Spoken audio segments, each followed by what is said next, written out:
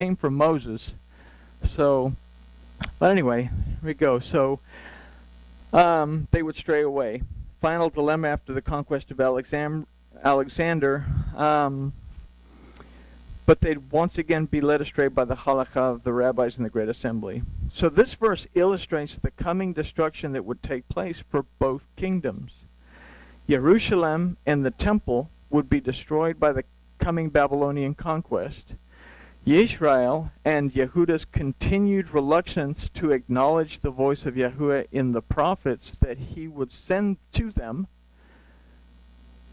would bring their relationship with Yahuwah, their Elohim, to an end.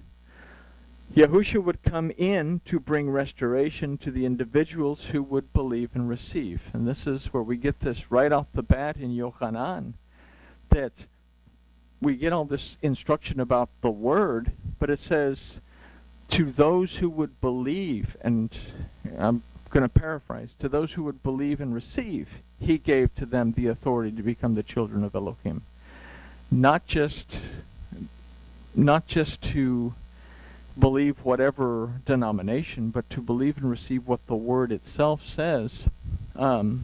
So Yahushua, like we talked about, I think, last week in our study of Yochanan, came to reinforce that the Torah was still very much active, and that in order to make teshuvah, that it wasn't going to change. And this was the guidelines for which the relationship, the long-term relationship with Yahuwah Elohim, would be based on.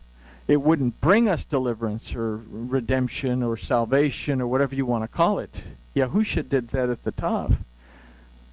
But it set for us the guidelines on how to have that permanent relationship with our Elohim, how to live by it, how to make our decisions according to it.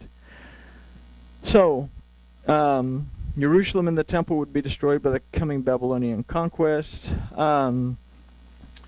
Yahushua would come to bring restoration to the individuals who would believe and receive. This is a scenario that will play out again in the judgment of modern-day religions, or religious kingdoms. There's always going to be a choice. And the thing I was reading in Matthew yesterday, again he says, the road that leads to destruction is big and wide, but the one that leads to life is very narrow. And we've used this analogy before of the superhighways, that we had this little bitty narrow road, but on the side, down these little slopes, we have these big old wide superhighways that we can jump on and have all kinds of fun and go to church and have bowling alleys and rock concerts and everything else. Or we can simply stay on this narrow path. So we have Judaism on one side and Christianity on the other side.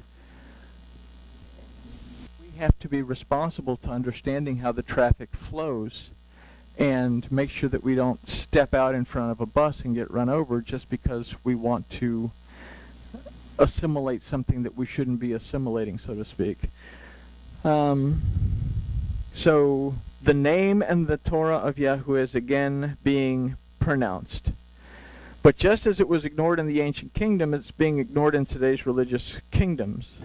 Yahushua gave us the warning to make teshuvah because the kingdom of Yahuwah Elohim was at hand. He's saying, make teshuvah because it's here.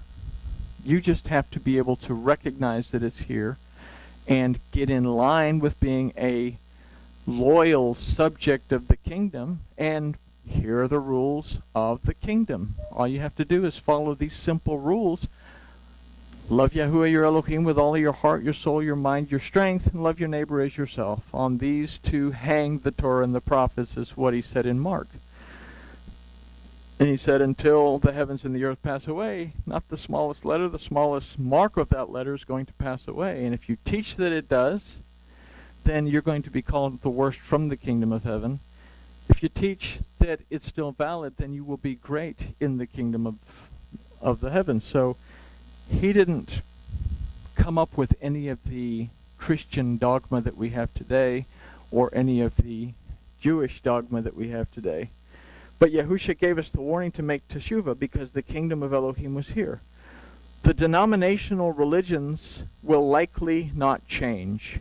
The choice now is left again to the individual believer to make a choice to once again seek Yahuwah Elohim to live, or to continue to exist like the wild donkeys and be content to eat the chaff of a weak relationship. So the choice is ultimately yours to make, and something that we have to be aware of based on this is, do I still have high places?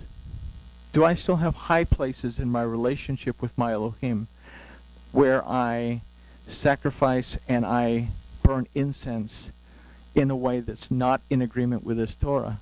Or do I still have golden calves that I'm refusing to remove from my temple that keep separated? Because these are the two things that the kingdom of Yehuda and the kingdom of Israel struggled with. So again, it all goes back to the same question: where are you in the end? And with that, we can say, I guess grooviness has been achieved.